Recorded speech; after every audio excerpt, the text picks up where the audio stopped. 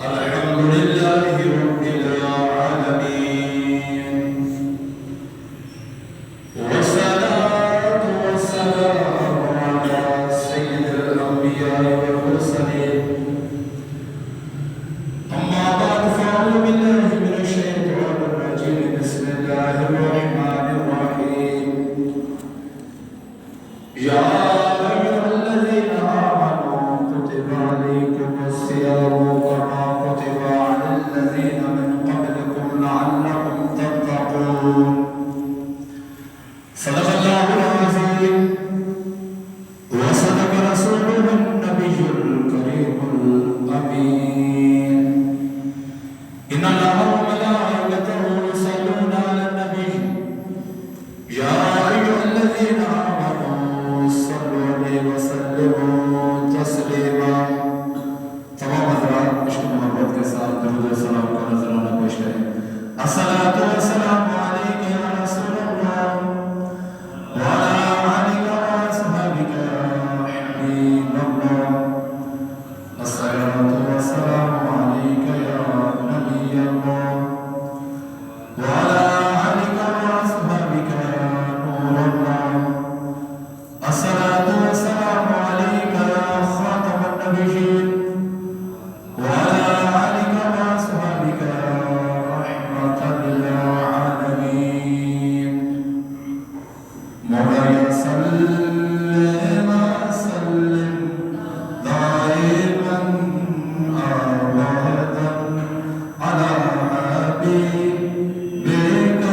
خير الخلق كلهم محمد سيد الكونين والثقلين والفريقين من عرب ومن أعجم مولاي صل وسلم دائما أبدا على حبيبك خير الخلق كلهم ثم الرضا عن أبي بكر وعن عمر وعن علي وعن عثمان ذي الكرم مولاي صل وسلم دائما أبدا على حبيبك خير الخلق كلهم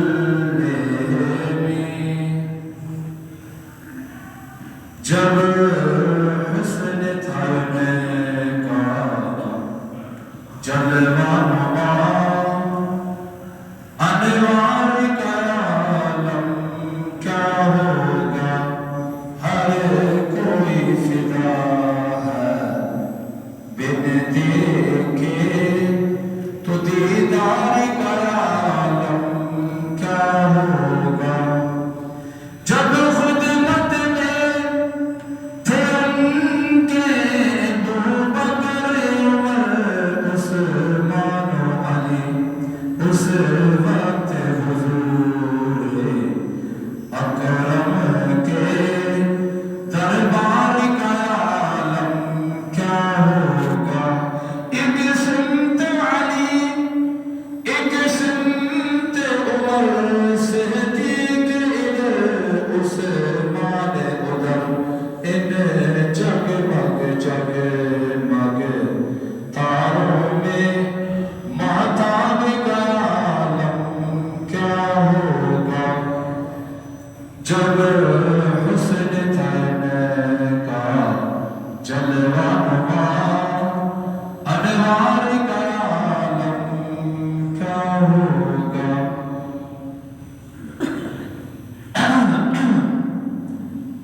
دنیا دے کم چھڑ کے بدیا فج نمازاں پڑھیا کر آخر بدیا مر جانا ہے یاد خدا دی کریا کر دنیا دے کم چھڑ کے دنیا دے ہوندے رہندے سارے لوکی کردے نے جنہاں دے دل وچ خوف خدا دا او کدی قضا نہیں کردے نے غفلت دی پنڈ لا کے سر تو وچ مسجد دے وڑیا کر آخر بندیا مر جانا ہے یاد خدا دی کریا کر دنیا دے چھڑ کے دنیا لڑدا رہنا نہ سپنے نہ لڑدا نہیں دس ہاں تینوں ڈرگا دائے مسجد وچ تو وڑدا نہیں ایتھوں ایک دن ٹر جانا ہے رب سونے تو ڈریا کر آخر بندیا مر جانا ہے یاد خدا دی کریا کر دنیا دے کم چھڑ کے فرض نماز رب بندے تے کیتی معاف کسے نو کیتی نہیں جہو جی امام حسین نے نیتی اج تک کسے نہیں نیتی نہیں سر دے کے انہاں دین بچایا درود انہاں تے پڑھیا کر آخر بندیا مر جانا ہے یاد خدا دی کریا کر دنیا دے کم چھڑ کے دولت دا تو مان نگر اس دولت نے ایک دن مک جانا جنی مرضی کر لے آکڑ آخر ایک دن مر جانا پل دو پل دی زندگی تیری ایڈے دعوے نہ کریا کر آخر بندیا مر جانا ہے یاد خدا دی کریا کر حضرت دی وقار جو آیت مقدسہ میں نے تلاوت کرنے کا شرف حاصل کیا اللہ تبارک و تعالی قرآن مجید فرقان حمید میں ایمان والوں سے مخاطب ہے کس سے مخاطب ہے؟ ایمان والوں یا ایھا الذین آمنوا کتب علیکم الصیام کما کتب علی الذین من قبلکم لعلکم تشکرون اے لوگوں جو ایمان والے ہو بے ایمانوں سے اللہ مخاطب ہی نہیں ہے ہم نے پھر اس آیت پہ بڑا غور کیا کہ یا اللہ تجھے معلوم تھا بے ایمانوں سے مخاطب ہونے کا فائدہ ہی نہیں روزے تو انہوں نے رکھنے نہیں تو مخاطب ہونے کی ضرورت ہی کیا اللہ تبارک و تعالیٰ مخاطب ہوا ایمان والوں سے جن کا ایمان ہے اور جو ایمان کے ساتھ ساتھ روزے بھی رکھتے ہیں اللہ تبارک و تعالیٰ نے تنبیہ فرمائی ایک کہتے ہیں کہ جیسے کہ اللہ تبارک و تعالیٰ نے خطاب فرمایا سمجھایا نصیحت فرمائی اپنے بندے کو جھنجھوڑا اس کو خبردار کیا کہیں تم اس غفلت میں کہیں تم اس لاپرواہی میں کہیں تم اس سستی میں نہ پڑ جانا کہ تم کہو جی کہ یہ روزے تو صرف ہم پر ہی فرض ہوئے نہ اللہ تبارک و تعالیٰ فرماتا ہے یا ایھا الذین آمنوا اذا یا ایھا الذین آمنوا کتب علی الذین من قبلکم لعلکم تشکرون اے لوگوں جو ایمان والے ہو تم پر روزے فرض کیے گئے کتب علیکم الصیام تم پر روزے فرض کیے گئے یا اللہ یہ روزے صرف ہم پر ہی فرض ہے فرمایا نہیں کما کتب علی الذین من قبلکم لعلکم تشکرون بلکہ تم سے پہلے جتنے بھی لوگ امتیں گزری ان تمام پر یہ روزے فرض تھے اس امید پر کہ تم اللہ کا شکر ادا کرو شکر گزار ہو جاؤ تو محترم اسلامی بھائیو اس آیت مقدسہ سے پتہ چلا کہ روزے صرف ہم پر ہی فرض نہیں بلکہ جتنی قومیں جتنی امتیں گزری ہیں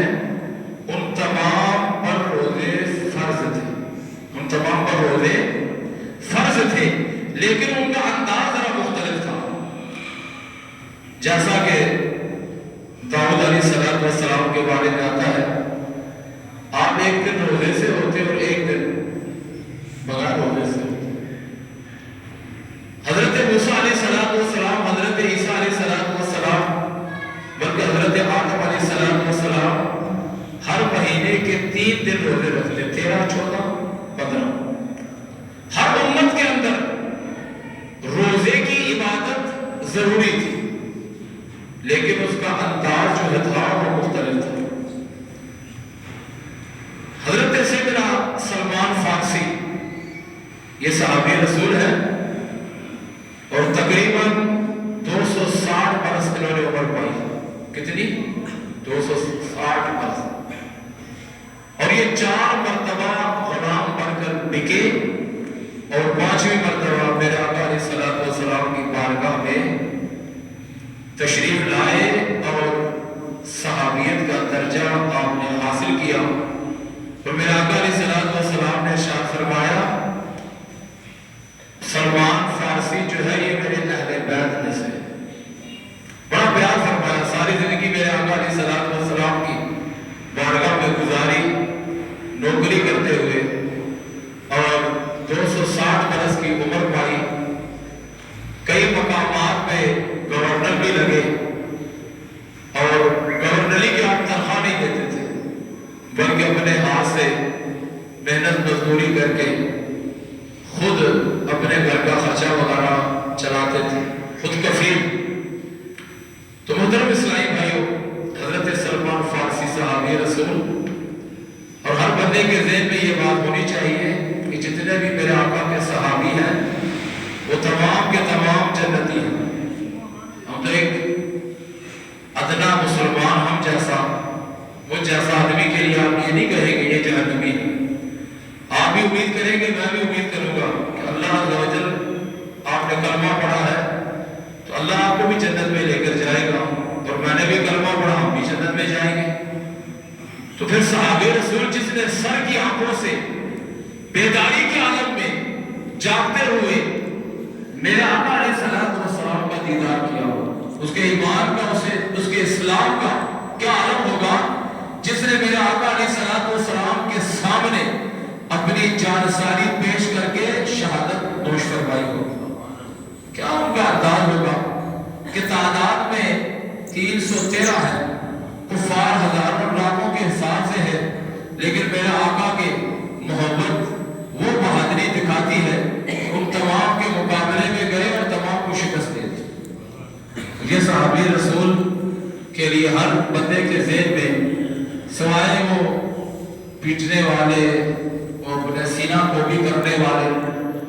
جو نعوذ باللہ صحابہ کرام کی شان میں گستاخیاں اور اپنی زبان درازیاں آئے دن اور لمحہ بلمحہ کرتے رہتے ہیں، بلکہ پچھلے دنوں سوشل میڈیا کے ذریعے ہمیں پتا چلا کہ سرگودا کے اندر ایک گستاخ رسول، گستاخ صحابہ نے جب حضرت سیدنا ابوبکر صدیق رضی اللہ عنہ کی گستاخی کی تو وہاں پہ موجود بیٹھے ہوئے عاشق صحابہ نے اس کا سر بھی تن سے جدا کیا اور کلہاڑی کے ساتھ اس کے خون مطلب کے اس کے جسم کے ٹکڑے کیے. تو محترم اسلامی بھائیوں، ان بد مذہبوں کے پاس کیا یہی چیز رہ گئی ہے تو ہمارے صحابہ کرام کے بارے میں شان میں گستاخیاں کریں؟ ملک کے اندر لاقانونیت ہے، اگر قانون ہوتا تو کسی کی جرت نہ ہوتی کہ کسی صحابی کی شان میں ذرا برابر گستاخی کر سکے. لیکن لاقانونیت ہے، جہاں جس کا دل چاہتا ہے وہ صحابہ کرام اور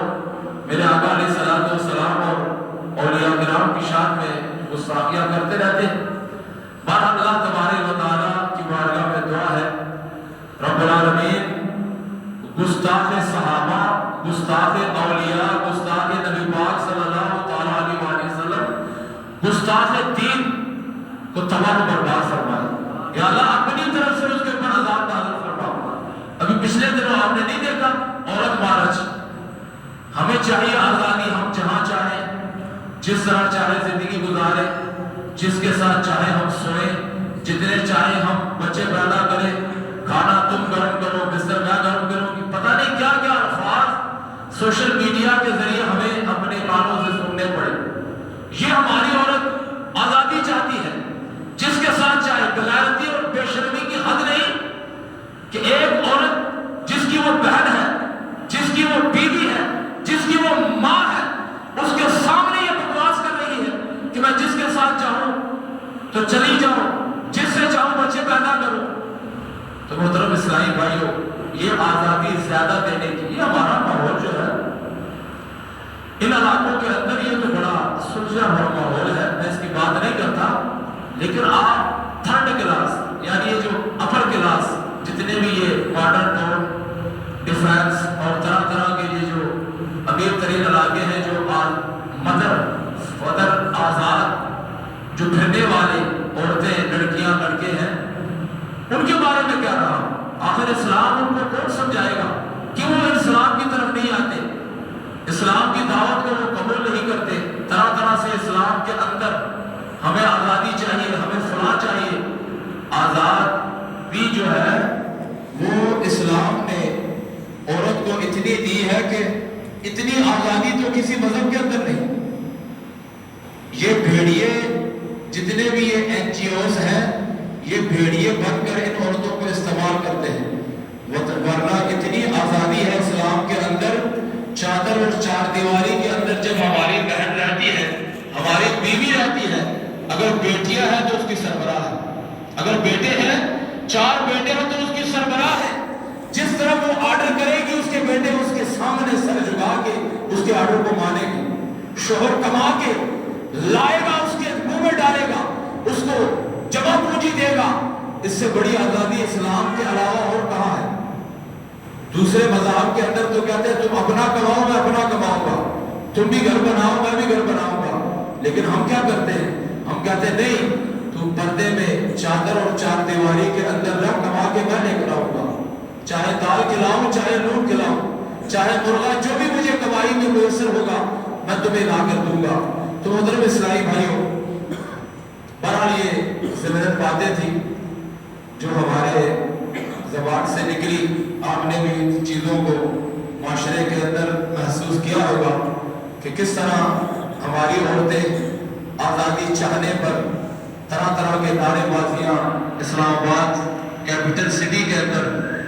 انہوں نے نعرے لگائے اور اسلام کو بدنام کرنے کی انہوں نے کوشش کی۔ تو الحمدللہ پردہ دار عورتوں نے بھی عورت مارچ منایا اور انہوں نے کہا کہ ہم پردہ کریں گے، ہمارا پردہ ہر غیر محرم کے لیے ہوگا اور ہم پردہ دار خاتون ہیں۔ اسلام نے ہمیں بڑی عزت دی ہے، بہن کا مرتبہ دیا ہے، ماں کا مرتبہ، بیوی کا مرتبہ دیا ہے، ورنہ جاہلیت کے زمانے میں عورتوں کے ساتھ کیا سلوک ہوتا تھا آپ بھی جانتے ہیں، میں بھی جانتا ہوں۔ زندہ تربور کیا جاتا تھا ان عورتوں کو، اور پیدا ہوتے ہی ابھی وہ بیچاری سانس لے رہی ہوتی ہے تو اس کو اسی لمحات کے اندر کپڑے میں لپیٹ کر جا کر ایک بڑا پودا جاتا، اس کے اندر اس کو دفنا دیا جاتا۔ آپ اندازہ لگائیں کہ زمانہ جاہلیت کے اندر عورتوں کے ساتھ کیا سلوک کیا جاتا۔ جب آقا علیہ السلام تشریف لائے، شریعت مطہرہ نافذ کی، اسلام نے عورت کو ایک مرتبہ دیا اور اس کو بہن اور ماں، بیوی اور دیگر عزت کی نگاہ سے اس کو دیکھا گیا، اس کا مرتبہ اسلام کے اندر ایسا واضح ہوا کہ جب بیٹا اپنی ماں کی خدمت کرتا ہے، جنت ماں کے قدموں کے نیچے ہے۔ تو اس وقت کیا ہوتا تھا کہ جب باپ مر جاتا، نعوذ باللہ من ذالک، تو بیٹا اپنی ماں کے ساتھ نکاح کرتا تھا، بھائی اپنی بہن کے ساتھ۔ پتہ نہیں کیا کچھ زمانہ جاہلیت کے اندر جو ہے وہ خرافات موجود تھے، لیکن آج اور رہتی دنیا تک، اور میرے آقا علیہ السلام کی شریعت مطہرہ نے عورت کو ایک اتنا بڑا مقام دیا کہ آج تک کسی مذہب، کسی مسلک اور کسی بھی آنے والے شریعت نے اتنا مرتبہ عورت کو نہیں دیا۔ تو بہرحال اللہ تبارک و تعالی ہمیں عمل کی توفیق عطا فرمائے۔ حضرت سلمان فارسی رضی اللہ تعالیٰ، آپ روایت کرتے ہیں کہ حضور صلی اللہ تعالیٰ علیہ وسلم نے ارشاد فرمایا شعبان المعظم کے آخری دنوں میں، اے میرے صحابہ تمہارے پاس ایک مہینہ تشریف لانے والا ہے جس کا نام ہے رمضان المبارک۔ رمضان المبارک ایک ایسا برکت اور رحمتوں والا مہینہ ہے کہ اس کا جو پہلا عشرہ ہے یہ رحمت والا عشرہ 10 دن ہے، اس کے جو دوسرے 10 دن ہے وہ مغفرتوں والے ہیں۔ میرے صحابہ اس کا جو آخری عشرہ ہے، تیسرا عشرہ، وہ جہنم سے چھٹکانے والا عشرہ ہے۔ تو اس مہینے کا خوب احترام کرو۔ اس کے اندر اللہ تبارک و تعالیٰ نے ایک ایسے رات کو رکھا ہے، اگر اس رات کو تم پالو تو 1000 مہینوں سے زیادہ اس ایک رات میں عبادت کا ثواب تمہیں ملے گا، اور وہ شب قدر کی رات ہے۔ اور اسی طرح میرے صحابہ یہ رمضان المبارک وہ مہینہ ہے جس کے اندر اگر تم نفل پڑھو گے اللہ تبارک و تعالیٰ تمہیں فرض کا ثواب عطا فرمائے گا، اور اگر اس مہینے کے اندر تم فرض پڑھو گے تو اللہ تبارک و تعالیٰ تمہیں 70 فرضوں کا ثواب عطا کرے گا، اور اگر اس مہینے کے اندر میرا کوئی امتی کسی امتی کو روزہ افطار کروائے، پیٹ بھر کے اس کو کھانا کھلائے، تو اللہ تبارک و تعالیٰ اس کھلانے والے کے گناہوں کو بھی معاف فرمائے گا، جہنم سے آزادی بھی نصیب فرمائے گا،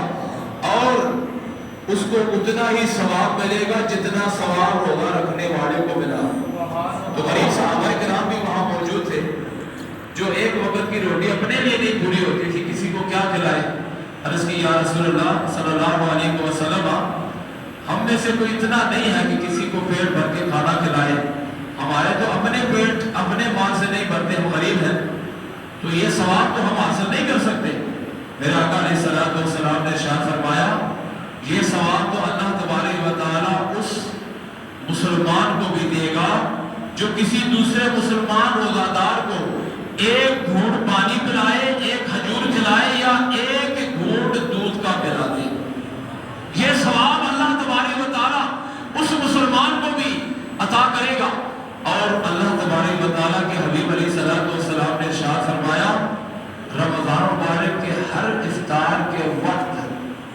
اللہ تبارک و تعالیٰ 70,000 جہنمیوں کو جہنم سے آزاد فرما دیتا ہے۔ یہ رمضان مبارک کی فضیلت ہے، اس کے اندر خوب عبادت کیجئے، ریاضت کیجئے، اس کے روزے رکھیے۔ اور میرے آقا علیہ الصلوۃ والسلام نے یہاں تک رمضان مبارک کی شان بیان کرتے ہوئے ارشاد فرمایا کہ رمضان مبارک جو ہے یہ اتنا عظمت والا اور فضیلت والا مہینہ ہے کہ انسان جب اس کے روزے رکھتا ہے تو اس کو 2 خوشیاں نصیب ہوتی ہیں۔ صحابہ کرام علیہ رضوان نے عرض کی یا رسول اللہ وہ 2 خوشیاں کون سی ہیں؟ میرے آقا علیہ الصلوۃ والسلام نے ارشاد فرمایا پہلی خوشی یہ ہے کہ سارا دن وہ روزے رکھتا ہے، پیاس بھوک برداشت کر کے اس میں کامیاب ہو جاتا ہے، اس میں کامیاب ہو جاتا ہے۔ جب افطاری کا وقت آتا ہے اس کے سامنے مشروبات بھی ہیں، اس کے سامنے کھانا بھی ہے، اور اس کا ذہن ہے کہ ابھی افطاری کا وقت ہوگا، اعلان ہوگا تو میں کھاؤں گا۔ یہ خوشی کی بات ہے، ایک روزے کو پورا کرنا اور اس کو تکمیل تک پہنچانا واقعی ایک روزے دار کے لیے بڑی خوشی کی بات ہے۔ عرض کی یا رسول اللہ پھر دوسری خوشی کیا ہوگی؟ میرے آقا علیہ الصلوۃ والسلام نے ارشاد فرمایا دوسری خوشی اس کے لیے یہ ہوگی کہ اس نے روزے رکھے، اس کے واجبات فرائض کو پورا کیا اور تمام روزے رکھے، جب قیامت کا دن ہوگا اللہ تبارک و تعالیٰ اس روزے کے رکھنے کی وجہ سے، اس کے سارے معاملات کو پورے کرنے کی وجہ سے اللہ تبارک و تعالیٰ اس کو اپنا دیدار بھی عطا کرے گا، اس سے ملاقات فرمائے گا۔ یہ سب سے بڑی خوشی ہوگی۔ تو روزے داروں تمہیں مبارک ہو۔ ایک تو افطار کے وقت ایک روزہ خور کو کیا خوشی نصیب ہوگی، منہ بنا کے بیٹھ جاتے ہیں۔ میں تو حیران ہوں جو روزہ خور ہیں وہ رمضان میں ایسے معصوم بن کے جہاں افطاری کا کوئی بندوبست وہ بیٹھا ہوتا ہے، قائد کی طرف بھی دیکھے گا، موبائل نکالے گا، ایسے لگتا ہے کہ اس نے تو 8 دن مطلب کہ افطاری نہیں کی. جو روزہ دار ہوتا ہے وہ بڑا حیران سا ہوتا ہے. یہ ثناء اللہ صاحب جو آج بیٹھے ہو میرے سامنے, اور اگر اس کی دوسرے معاملات کو دیکھو دن کو, دوپہر کو بھی کھائے گا, شام کے قریب بھی کھائے گا, اور صبح کے وقت بھی کھاتا چلا جائے گا. ہماری انتظامیہ اتنی کمزور اور اس قدر مطلب کہ دین اسلام سے دور ہو چکی ہے, برائے نام پردہ لگا کے خوب کھایا جاتا ہے. یقین جانے آج بھی مجھے یاد ہے, میں چھوٹا سا تھا, ضیاء کا دور تھا, ضیاء کا اتنی سختی تھی, اگر کوئی روزہ افطار کرتے ہوئے پکڑا جاتا تو پورا رمضان اس کو جیل میں گزارنی پڑتی اور عید بھی جیل میں گزارنی پڑتی, نہیں چھوڑتا تھا وہ. بڑی سختی تھی, کسی کی جرأت نہیں تھی ایسی دکان جو اس معاشرے میں ابھی یہ دکانیں جو کھلتی ہیں. یقین جانو چھوٹے سے ہم تھے, ہمیں روزہ مطلب ہم پر واجب نہیں تھا. فیکٹریوں کے اندر یہ روزہ کھولنے والوں کے جو معاملات ہیں, بیگوں کے اندر پراٹھے اور روٹی اور سالن ڈال کے چھپ کر کہ دروازے بند کرو, روٹی لو, پھر اس بیگ کے اندر بھی یہ کام کرنے کے لیے آیا ہے, پھر وہ روٹیاں لیتے بیگ کے اندر ڈالتے چھپ کر پھر اپنے گھر چلے جاتے. ایسے معاملات ہیں اس وقت. لیکن آج کیا ہے, بازار میں نکلو تو سریعام کھانے لگے ہوئے, دودھ کی دکانیں کھلی ہیں, کوئی یہ پکوڑے اور سموسے کی دکانیں کھلی ہیں, کوئی کسی کو روکنے والا نہیں. ایک ہفتے کے بعد پکڑاؤ, ہفتہ پکڑاؤ, ہفتہ دے دو, انتظامیہ تمہاری مطلب کہ حمایت میں بولے گی. سپاہی, یہ تھانے دار, یہ سارے SHO, ASI, یہ جتنے بھی ہیں یہ تمہارے حمایت میں ہوں گے. بلکہ تم اگر اس دکاندار کو جھاڑو گے نا, اس کے خلاف بولو گے, تمہیں آئے گے مولوی تو بڑا سلام چلا چھڑ دے بازار کو, ساڑھی دیہڑی بھی کٹائے گا, ان کی بھی دیہڑی ختم کراؤ گے. تو بہرحال پیارے اسلامی بھائیوں, ہم کس کے آگے رہو گے, کون ان کو پکڑے, کون ایسے معاملات ہوں. عرض کر رہا تھا بندے کو 2 خوشیاں ہوتی ہیں. ایک خوشی تو جب افطار کرتا ہے اس وقت, ایک خوشی جب قیامت کے دن اللہ کی بارگاہ میں اس کو کھڑا کیا جائے گا, اس وقت اس کو خوشی نصیب ہوگی. حضرت موسیٰ علیہ السلام نے عرض کی, یا اللہ تو نے مجھے بڑی شان سے نوازا, تو نے میرے ساتھ کلام کیا, میں نے تیری آواز کو سنا, میں نے تجھ سے کلام کرنے کا شرف حاصل کیا. کوئی ایسا بھی ہے کہ جو یہ شان اور یہ شرف اس کو حاصل ہوگا؟ اللہ تبارک و تعالیٰ نے ارشاد فرمایا, اے میرے پیارے موسیٰ علیہ السلام, میں نے تجھ سے کلام کیا, میرا دیدار تو نے نہیں دیکھا, نہ ہی میرا دیدار تو کر سکا, لیکن میرے محبوب علیہ السلام کی آخری زمانے میں ایک امت آئے گی, میرا محبوب آئے گا, وہ تو میرا دیدار شب معراج کی رات کرے گا, لیکن میں اپنے محبوب کی امت کو 1 مہینہ ایسا عطا کروں گا کہ اس مہینے کے اندر اگر میرا بندہ روزے رکھے گا, اس کے سارے واجبات اور سارے معاملات کو پورے طور پر ادا کرے گا,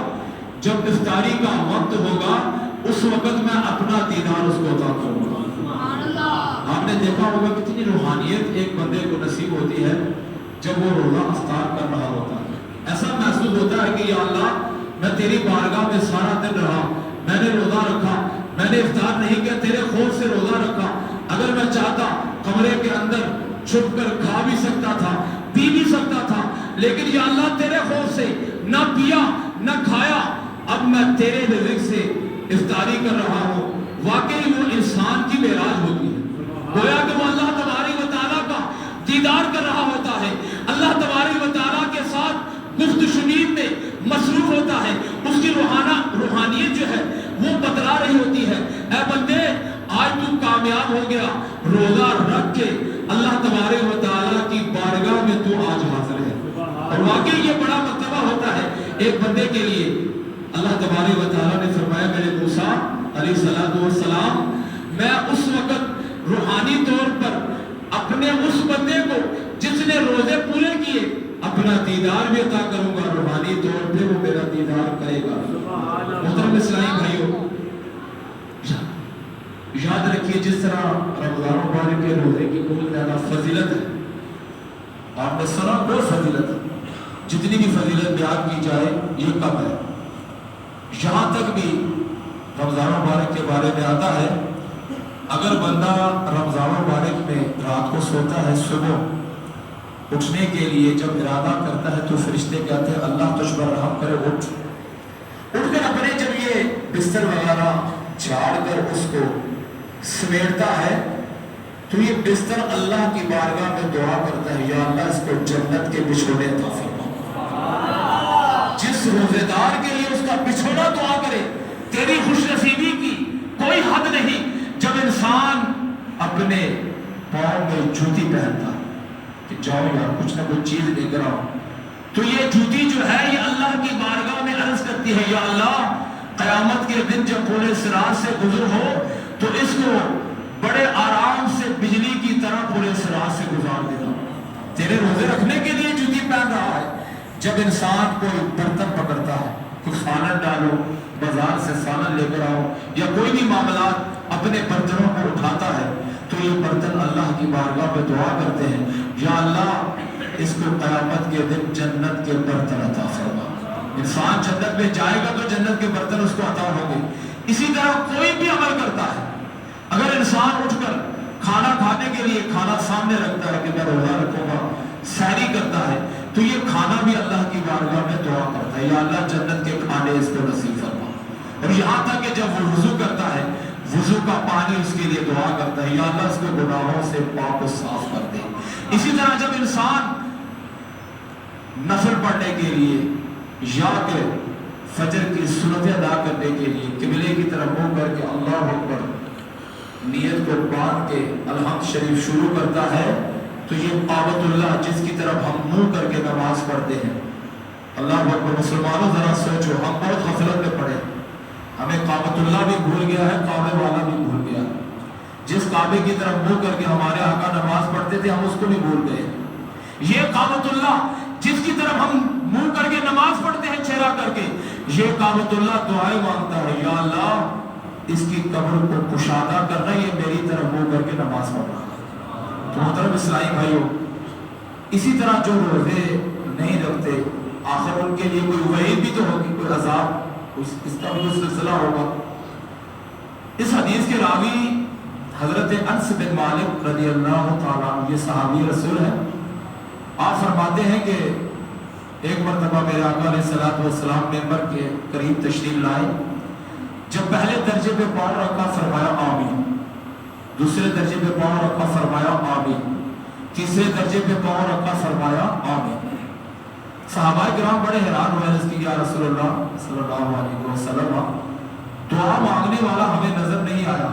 لیکن 3 مرتبہ آپ نے آمین آمین آمین فرمایا۔